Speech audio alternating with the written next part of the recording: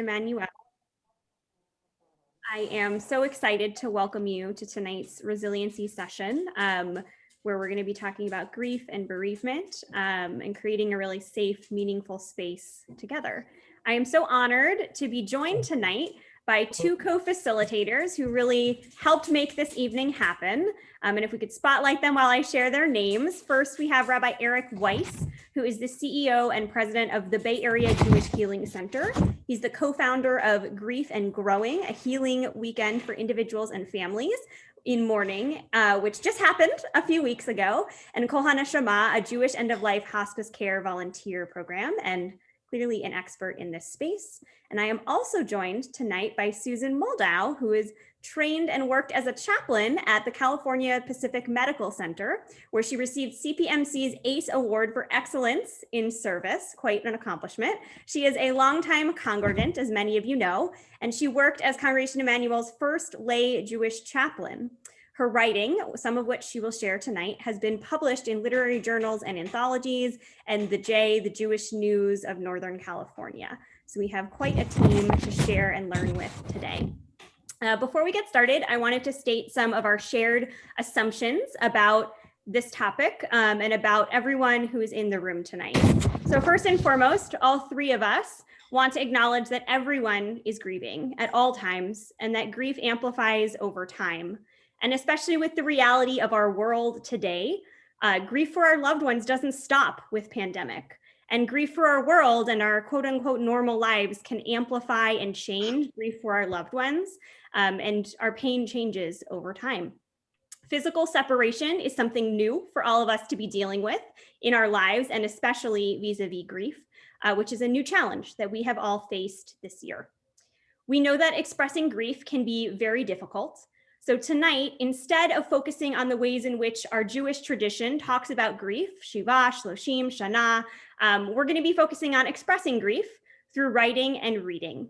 Poetry and other writing can often help in grief because they can offer words or perspectives that are safe and that feel safe to respond to and to share. And they can also provide us with vocabulary and thought frames that we may not otherwise have thought of. So tonight, each of our three facilitators have chosen a piece of writing, poetry or prose, that we think lifts up an aspect of grief and resiliency in the face of grief that we wanted to share with you tonight. And we're going to walk through those three pieces together. But before we begin our study and reading together, we want to ground ourselves in the very personal nature of grief. And I would love it if everyone who's in this room that feels comfortable would send a chat with the name or names of someone that they are thinking of tonight, a loved one. It doesn't have to be a yahrzeit. You can share your relationship with them. You can share a brief memory, but we're going to take a moment to really ground ourselves in our own personal relationships who brought us to this room. So take a moment, turn your attention to the chat as we all share and honor our loved ones together.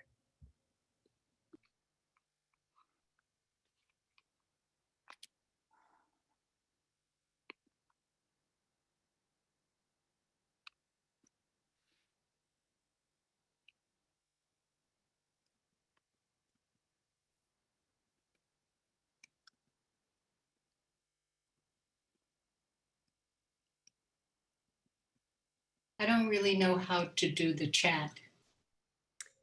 So you can click on the bottom of your screen. You should see a button that says chat that looks like a chat bubble. But, yeah. And does that work? Does that pull up something? Yeah, and then it says to everyone, and then I put the name, but I don't know what to push after.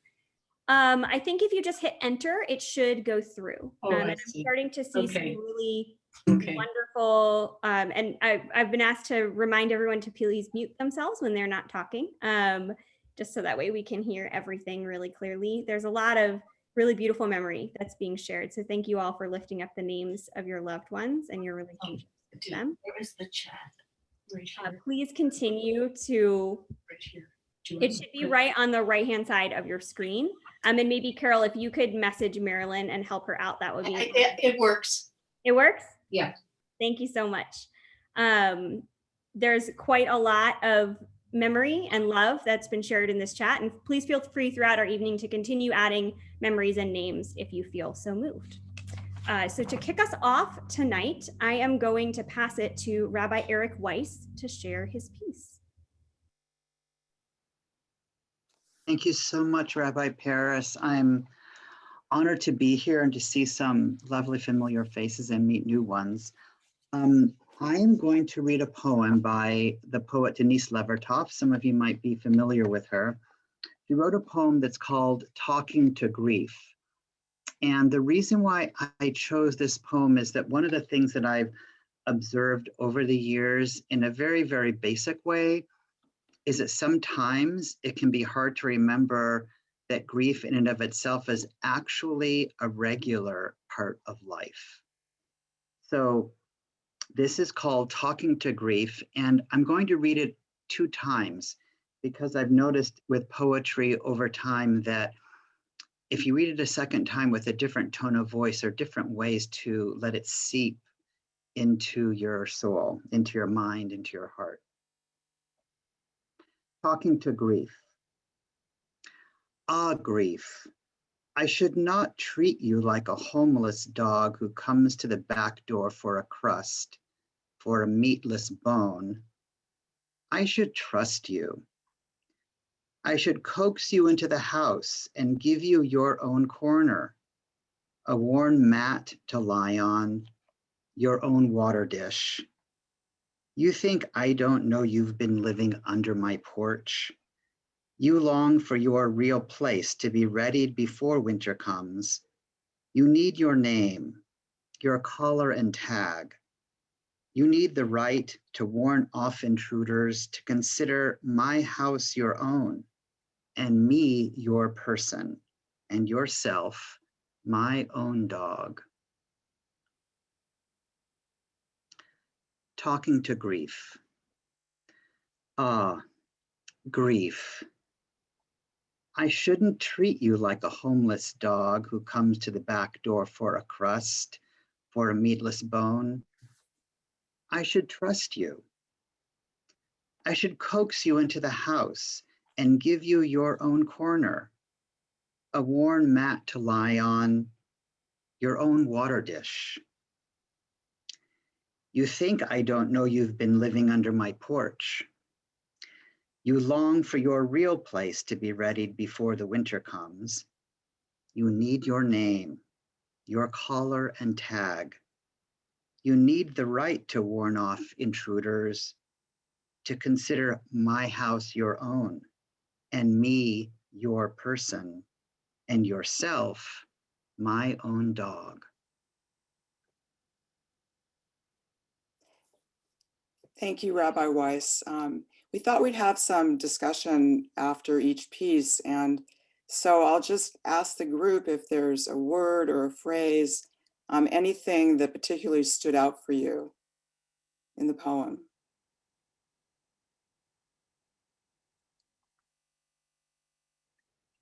Or yeah, I think the word welcome. It's like, because it's acknowledging that it's there and you need to bring it into your life, not keep it at a distance.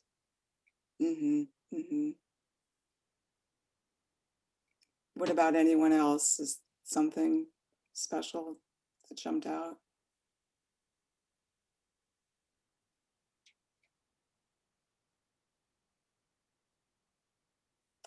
Or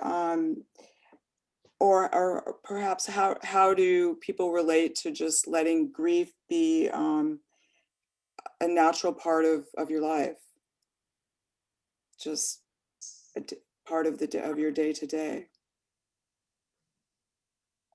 I like the analogy to the dog because you have to take care of a dog, and grief is something that you have to take care of as well. And it kind of follows you around. I think that, can you hear me? I can't tell if this is working. Yes. Okay. Yes. I was struck by the idea that the dog is living under the porch, and you think I don't know you're there, but I do know you're there, and I should welcome you into my house because you should be a part of the family. You should be a part of the real world rather than hiding under the porch, because I guess grief is always under the surface and we need to acknowledge it. Mhm. Thank you. So I know this is a above average group. Grief, like conflict and aging, is something that the U.S. society likes to not hate. And I think by dealing with it. Laura, I think that you've got a voice filter on. Is that possible?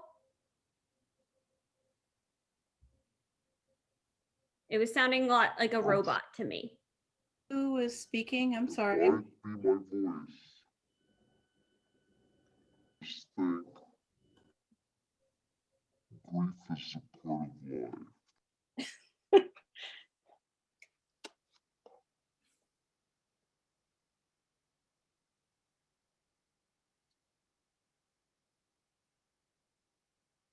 Well, I'm just reading in the chat that you wrote grief, sadness as a regular part of life, and that's what spoke to you from the poem.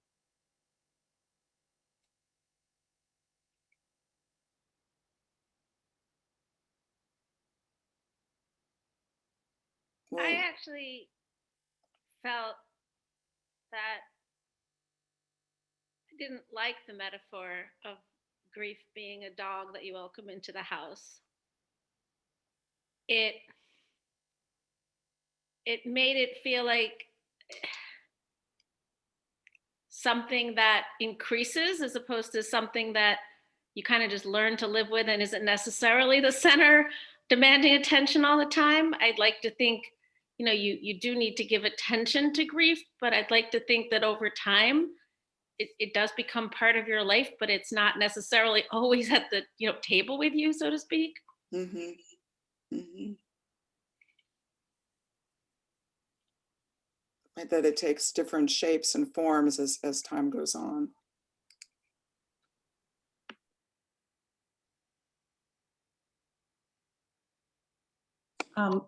I often feel that people don't want to burden others with their grief and don't want to talk about it a lot of the time.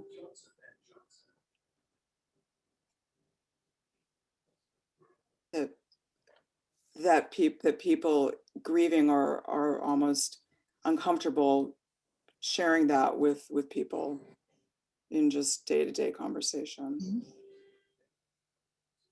Yeah, if I could add to that, I feel the same way, Lydia, because my father passed maybe 6 weeks ago, and people are very nice, but you feel your pain. And it's hard to find a community to share where you can express your grief without burdening other people. And I think that's important. I'm thinking that's important. It's beginning for me because it's only very new. Thank you.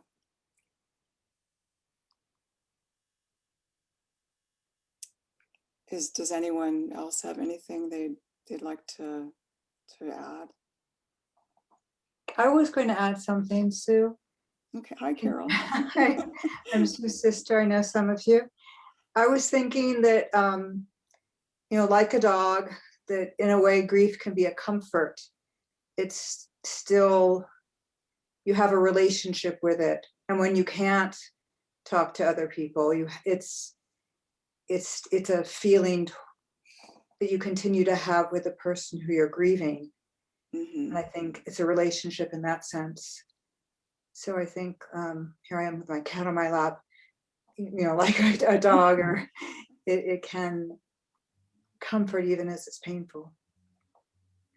Part of your ongoing relationship with the person who died. Yeah, and your own self, your own emotional self. Mm-hmm.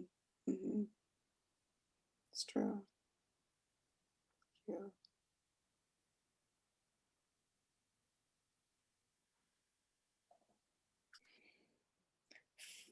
Well, I'll jump in again because it's quiet, but one of the experiences that I have had is that, you know, my kids are involved, my mom is involved. We have a lot of different relationships related to the passing of an individual, and it's challenging because you want to have a healthy relationship with your kids, and but we don't have experience with that. Mhm. How do you manage, not manage, but how do you experience that with your kids in a positive way? Sometimes I think it helps just to talk about the person, share memories.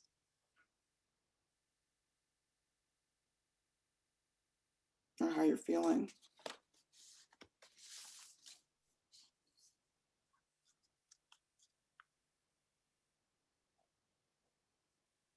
Well, anyone else would like to say anything about the poem? Well, thank you everyone for sharing some really personal, meaningful things. Well, I am next, and so I'll start with, in her book, Joan Didion describes the impulse that led her to write the novel Run River in her book Where I Was From. She says, I was a year or two out of Berkeley, working for Vogue in New York, and experiencing a yearning for California so raw that I wrote myself a California river. And it's that profound yearning that drives writing about grief. I deeply missed my father and felt compassion for my mother, who was widowed at almost 80 after nearly 56 years of marriage.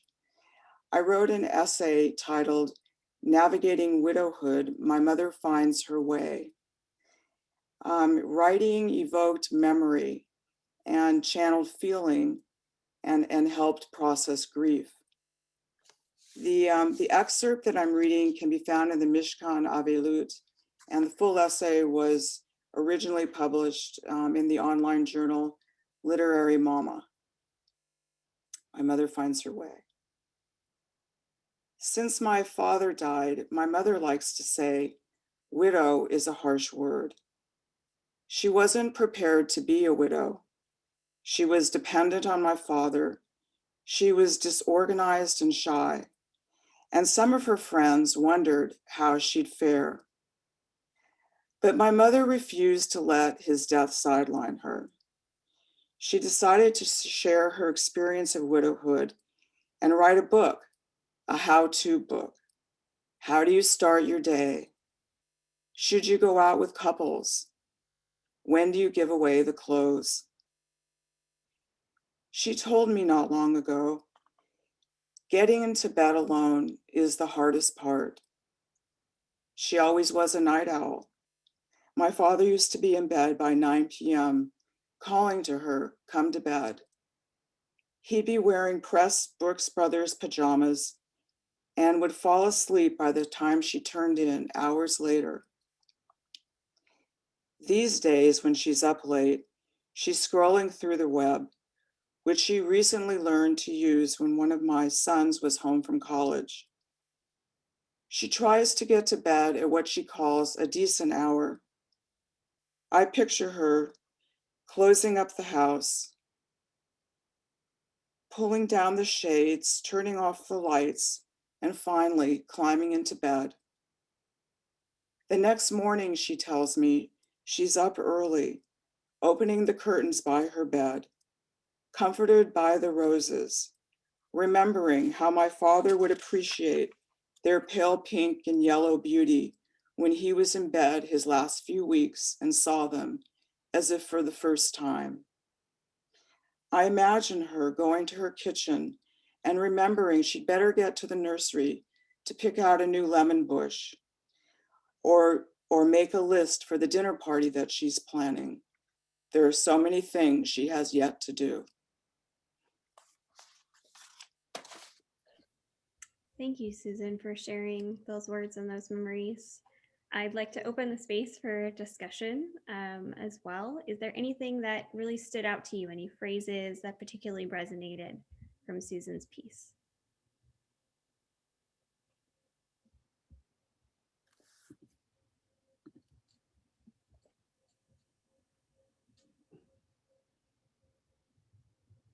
I just feel like it's so beautiful that you can express yourself in that way, because I wish I could do that. And I think it would be so helpful. Thank you for that. I was struck by how forward moving her mother was, and how purposeful, and how that's not always the way. It's almost intimidating, I think, sometimes, that some people can appear to deal with loss and grief that way. And but that's not always the case. And she makes it sound as if, even though her mother has her moments, she is so planful and a forceful person. As I say, it's a little intimidating. Well, I think it's so individual the way people deal with grief. I mean, myself and my sister, our mother was very, she grieved, but the way she dealt with her grieving was to do. And I think it's very individual. That isn't the case for everyone, as you said. I would just add that you got it exactly right. I'm a widow of a little over 2 years, and I'll always miss my husband. I'm actually here tonight because I'm mourning the loss of my granddaughter, which is very raw and very new. But getting into bed at night alone is still the hardest part of the day. And I do a lot to keep myself busy. And you know, I miss my husband, and I loved him dearly, and we were married for 53 years. And he fell asleep reading at 9 o'clock at night, and I got into bed at 11:30, and it was exactly right. I just really enjoyed knowing that I'm not alone. Okay, it's not just me. So thank you for that. You're welcome.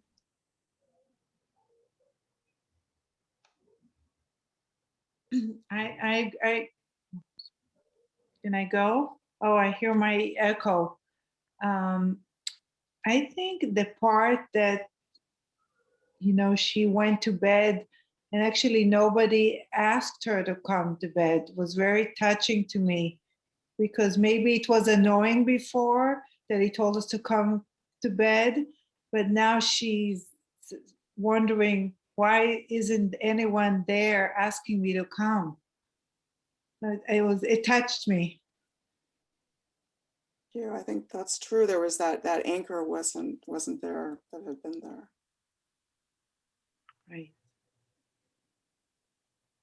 Sometimes it can be surprising, the small moments that stand out. They can seem so mundane and banal, and then all of a sudden when they're not there, it's a whole different ballgame. I think one of the things that moved me about that too is it's the whole sense of moving on. And I've always found that difficult. It's like there's like you need to move forward. You need to keep living, because those who are gone would want you to, and that's why we're here anyway, is to live. But you know, there's this sense of guilt, like, well, why am I not, you know, on my knees sobbing today? You know, why am I enjoying this? Why am I eating this ice cream? Why am I laughing? You know, and it's like, it's that, for me at least, it's like that constant reminder where you have to keep on. You have to keep going. You can't let the grief drag you down, and you can't feel guilty for moving on. But you know, it's a hard one.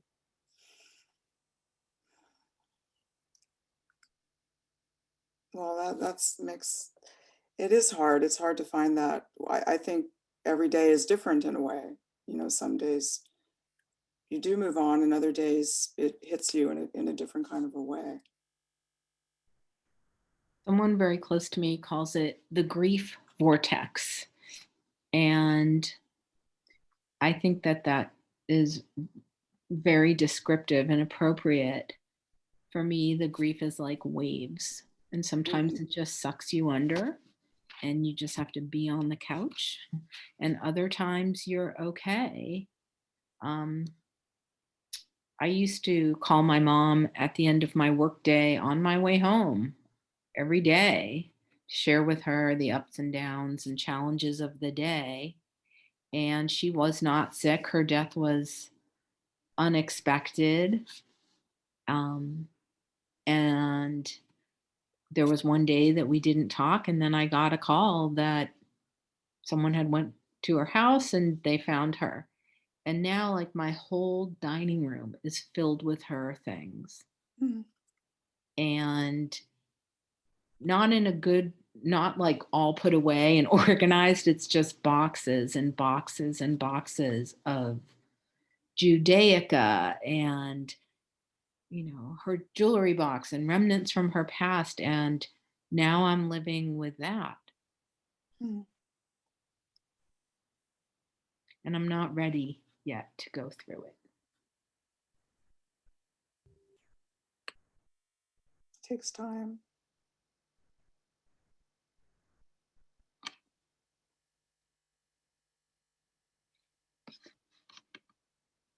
So I have a,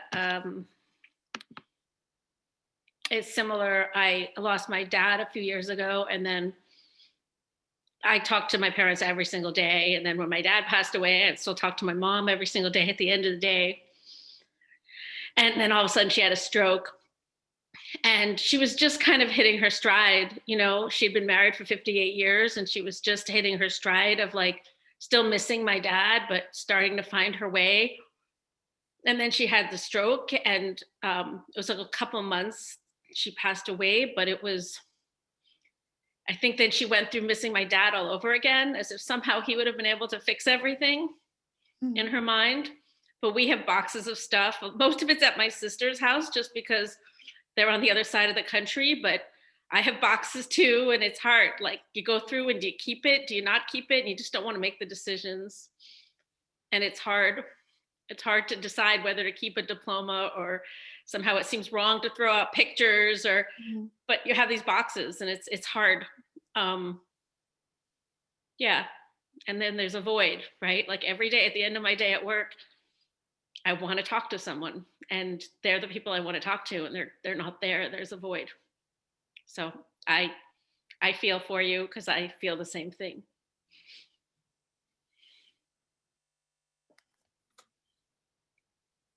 Yeah.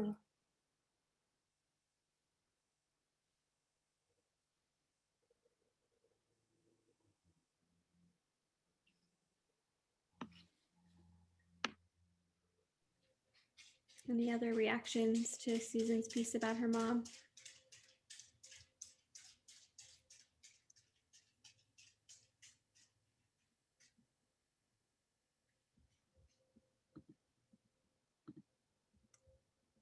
So for my selection, I'm going to screen share because it's a little bit longer. So I want you to be able to read along with me. This is a piece called The 5 Stages of Grief by Linda Pastan. That's from the Yom Kippur Yizkor service from Mishkan HaNefesh. And the reason why I picked it is because I think it really talks about those waves that you were just describing before, and how grief it can change, but it never fully goes away. And that's okay, and that's the reality. So please read along as I read aloud. The 5 Stages of Grief. The night I lost you, someone pointed me towards the 5 stages of grief. Go that way, they said. It's easy, like learning to climb stairs after the amputation. And so I climbed. Denial was first. I sat down at breakfast, carefully setting the table for 2. I passed you the toast. You sat there. I passed you the paper. You hid behind it. Anger seemed more familiar. I burned the toast, snatched the paper, and read the headlines myself, but they mentioned your departure, and so I moved on to bargaining. What could I exchange for you? The silence after the storms? My typing fingers?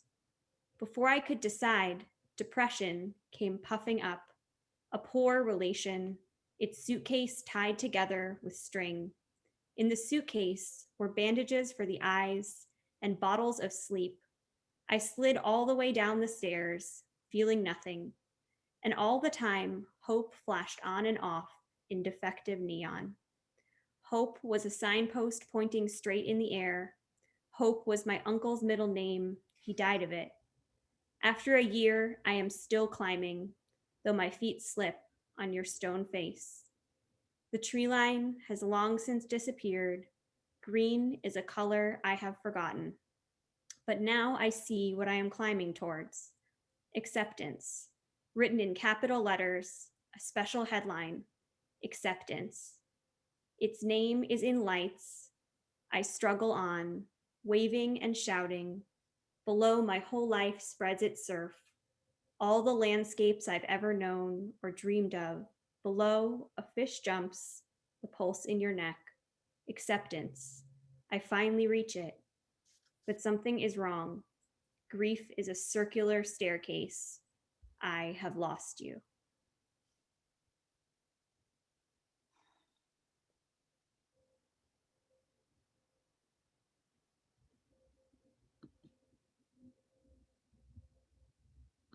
Thank you so much, Rabbi Paris. So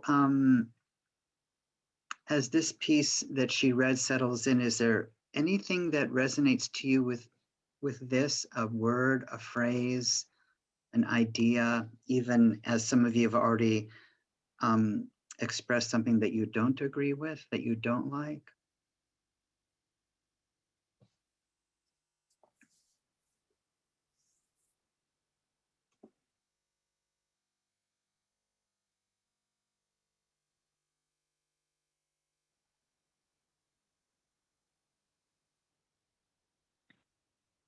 The idea that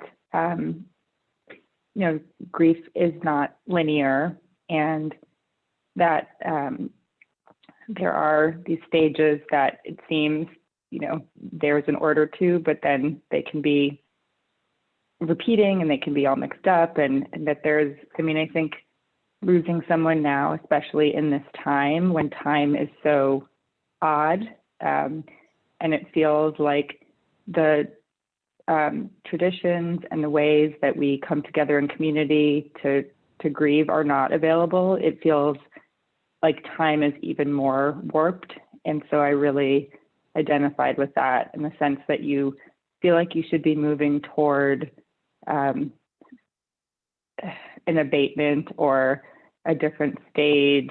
And sometimes you feel like you're there, and then, to the point I think Rabbi Paris you made, like something hits you. And for me, that was, I lost my mom in October, and that was my birthday, which was in January, where it was the first time in my life that she didn't call me and sing to me. And I just, I knew that phone call wasn't going to come, but it still really hurt. And I had to go into my voicemail and find a message that I saved, and I played it for myself, and it was her singing to me, a previous year, and that helped. But it was a strange experience to have that hit me so hard. Yes, thank you, Abby.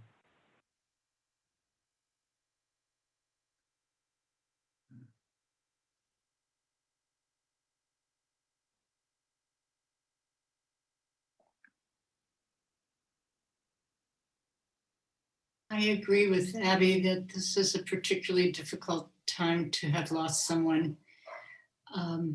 The COVID and all the news just eclipses your feelings. And sometimes I wonder if when COVID is over, whether then the grief will come back full force, because it's been muted, and the ability to come to temple and to share with other people who are grieving is gone. And you wonder if that's going to change when COVID's over and it's going to pop back up fresh.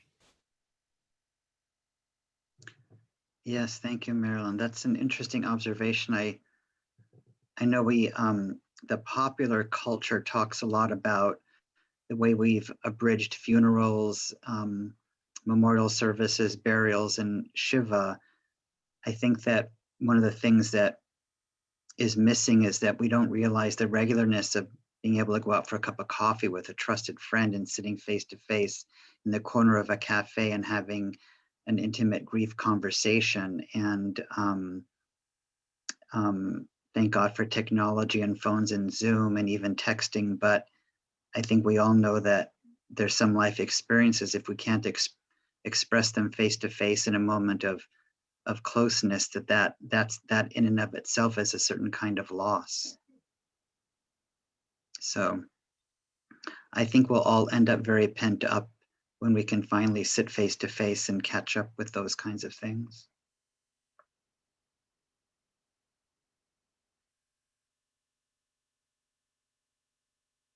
Anybody else, any thought or reflection that's kind of bubbling up, looking for a few words to express?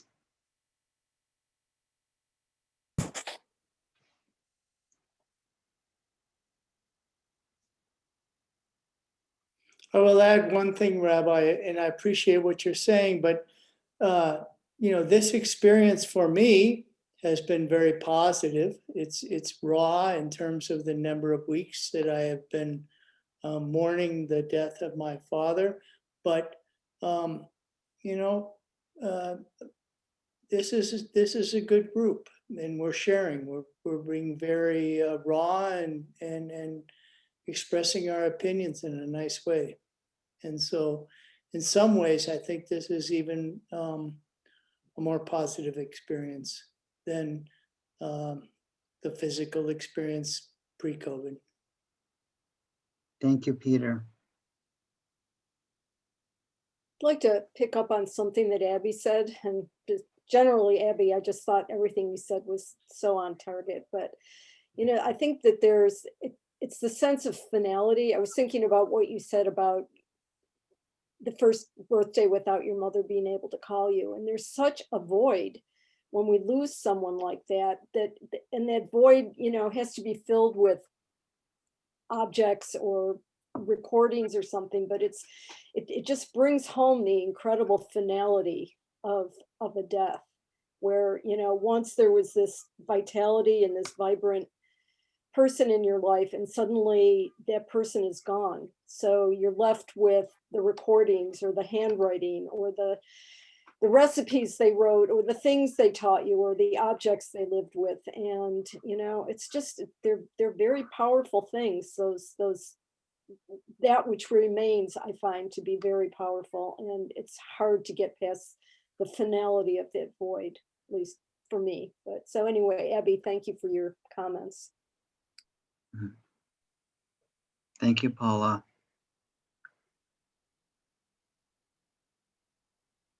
I was just sort of thinking about those things as well. And I think sometimes there are new things that sort of take on. So I know, like I mentioned, I used to talk to my parents every day. And I probably talk to my sister maybe a couple times a month. Now I talk to my sister every single day. And I remember when my grandmother passed away, my mom and my aunt got much closer. And so there is this piece, and my sister and I talk about it, about how, we've moved from trying to focus on some of the sad things, but we have found like sharing memories and things and other things. And we've become sort of that person that we each talk to instead of us both talking to my mom. And we think about how my parents gave that to us,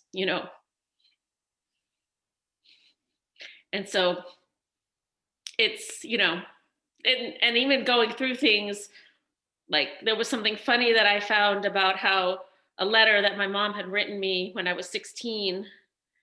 And, in it, she was telling me to make sure I take my vitamins. It was while I was on my trip to Israel when I was 16. In a letter my dad wrote me to stay away from the boys. And we were laughing about it. It was like such a classic, like parent thing to tell a 16-year-old. And it wasn't something we thought about, but like we're able to try to share kind of those kind of fun things. I mean, it doesn't replace some of the void, but it does help to try to find some of those new things. Thanks, Amy.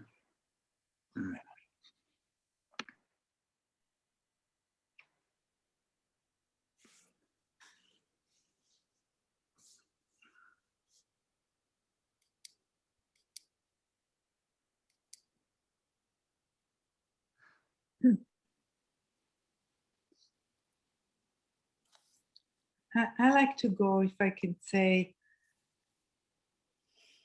Please, I Anna. mean, thank you. It's sad that I lost my mom, and that's why I'm here. I mean, she is a part of me, but I also feel sometimes a sense of freedom because she's no longer suffering. I don't have to feel guilty that I'm not going to Israel all the time. I don't have to hear my brothers reminding me that they have to carry the burden on their own. So there's something also freeing about this, and I don't know if it's okay to share.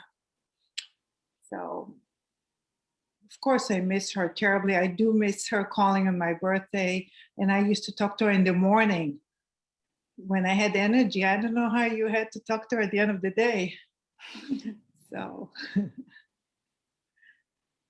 so it's a mixed bag for me. Anat, I'm really Thank you, Anat. Anat, I'm really glad you just said what you said, because I think that's part of it too. There is a relief when somebody's suffered, you know, and you've been a caregiver or anything like that, and then you have to deal with the grief and the sense of guilt for being relieved. But that was a very important point. Thank you for bringing that up, Anat. Thank you.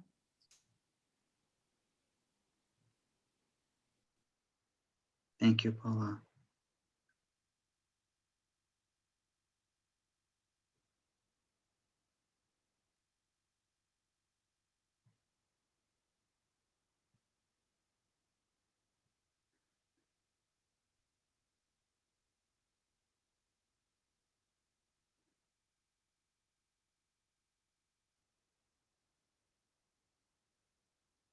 Thank you all for sharing so openly and so freely. This was just 3 pieces that we picked that we thought would spark some conversation and some memory sharing. I believe tomorrow you're going to be getting an email from us with a bunch of resources, because these are not the only 3 things that have been written on this subject. And as we saw together tonight, reading and writing and sharing things can really help relieve the burden of grief by sharing it with others and speaking and sharing our memories. So some of the resources that we're going to be sending you are this book, Mourning and Mitzvah by Anne Brenner, which is a journal guided meditations and reflections that can kind of help take you along a grief journey. Mishkan Avelut, which is what Susan's piece was excerpted within, and that was edited by Rabbi Eric Weiss. It's got a whole bunch of really beautiful reflections in it. And then also Talking to God by Naomi Levy, that has poems not only about grief, but about very profound, poignant moments throughout all of life that I'm a big fan of. And there's a few other resources that you'll be sent as well. I encourage you all to pick one of them or pick more than one of them and continue this expression that we've begun tonight.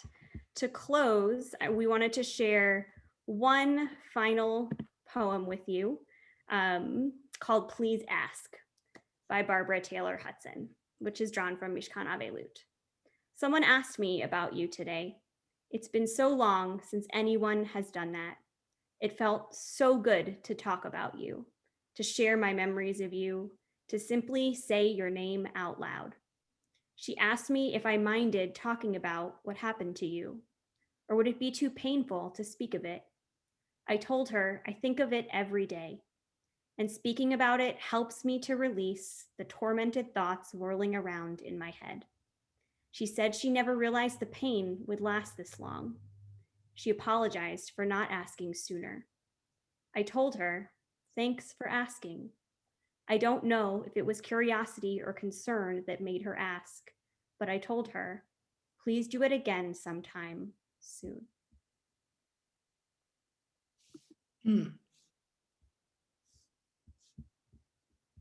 I hope that with the words of that in your mind, you will continue sharing the memories of your loved ones with each other. Hopefully you found someone tonight that you can connect with, or with anyone in your life. Expressing ourselves is a really great way to help with grief and to find that resiliency and to find that hope. As you can see, there's a lot of shared experience in grief, positive and negative. And we encourage you to continue talking about your loved ones and honoring their memories.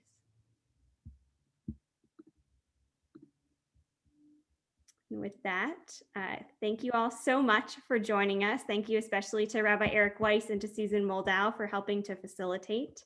I look forward to learning with all of you again soon.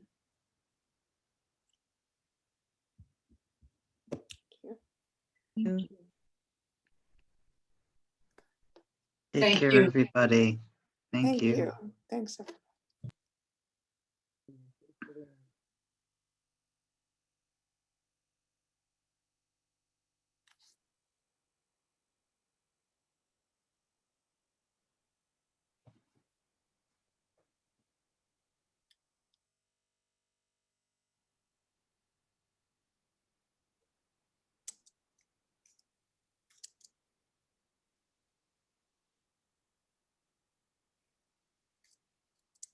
Thank you so much.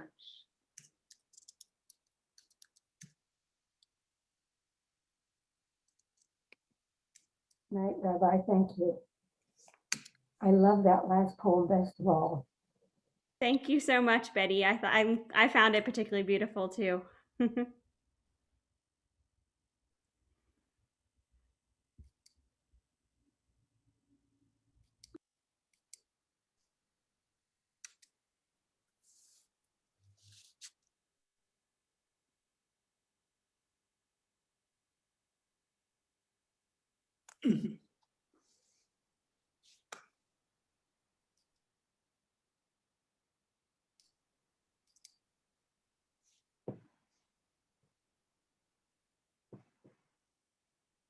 I think everybody has dropped off, Rabbi, but I was just curious, is this something that you are going to continue? This series? No, just the community, because I